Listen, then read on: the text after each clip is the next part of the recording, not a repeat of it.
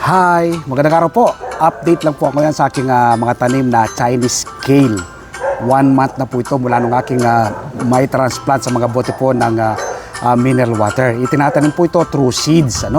Ipunla po muna kapag 2 inches na po yung laki ng pagkakapunla, i-transplant na po. Kung meron po kayong lupa na pagtatamnan, mas maganda pong itanim mga Chinese kale ng direkta sa lupa. Pero kung wala naman po, sa mga bote lang po ng mineral water ay pwede naman.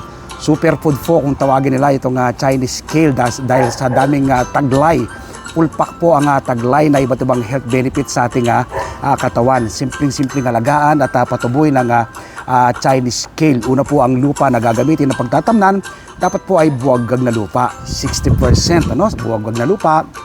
Another 20% ay vermicast. Tapos another 20% pa ay coco peat. Kung wala po kayong coco peat, ay ipa ng palay o kaya po yan po yung susunugin nyo. Magiging carbonized rice hull. Ganun lang po kasimple ang gagamitin po nyong pagtatamnan sa iba't ibang green leafy vegetables tulad po ng Chinese kale. Nung isang araw po ay harvest na ako dito sa mga bandang unan na malalaki niya, pero ito hindi ko pa na-harvestan. May ready to harvest na rin. Ang pag-harvest po dito, kinukuha lang po yung daon sa bandang ilalim. Tapos lutuin po ninyo, ginisa. Kaya po sa veggie salad, napakasarap po nito. Kukunin ko lang po yung camera, ilalapit po natin sa ating mga tanim. Meron po ako ngayong mga tanim nito, nasa 30. Mga 30 bottles po itong aking nakalagay nito. Meron na akong inarbesan. May ready to harvest na at meron pang maliliit. Ganun po akong magtanim.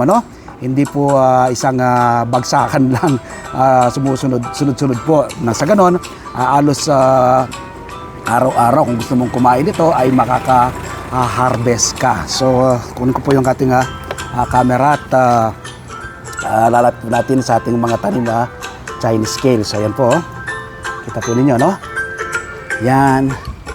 Ito po yung aking inarbesan na isang araw. Abangan nyo po yung aking TV show sa Sunday, ang finiture ko po itong mga Chinese kale. So ito po, inarbesan ko po ng isang araw yan. Magtira lang po ako ng 2 hanggang 3 kanyang daon. So dito, banda rito naman, yan ay ito ready to harvest na yung mga yan. Sa mga bote po ng mineral water sila nakatanim. Yan, ready to harvest na yan. Yan, ready to harvest na. Kukunin nyo lang po yung daon kapag ready to harvest na. Itong mga ito maliliit pa, hindi pa pwedeng i-harvest yan. Sa mga bote lang po, sementadong kalsada, tinanaman po natin. Itong dito, maliit pa. Yan. So yan po yung ating mga tanim na Chinese kale, simpleng alagaan at patubuin itong halamang ito. Ako po'y nananawagan, magtanim din po kayo ng mga green leafy vegetables tulad po ng aking ginagawang pagtatanim. Ano po ba ang makukuha po ninyo, ma-achieve po ninyo kapag kayo ay nagtatanim ng iba't ibang uri ng halaman? Una po, makakatipid ka. Pangalawa, makatitiyak ka na masustansyang pagsasaluhan ng buong pamilya. At pangatlo, makakatulong ka sa pagpreserba sa ating inang kalikasan. So nawa po sa mga susunod na araw, linggo at buwan ay may tanim rin po kayo ng Chinese kale. Kung may natutunan po kayo, i-share nyo po sa inyong mga kaibigan, sa inyong mga kamag-anak itong ating video tutorial na ito. Nang sa ganon ay marami po tayong maabot at patulungan na ating mga kababayan.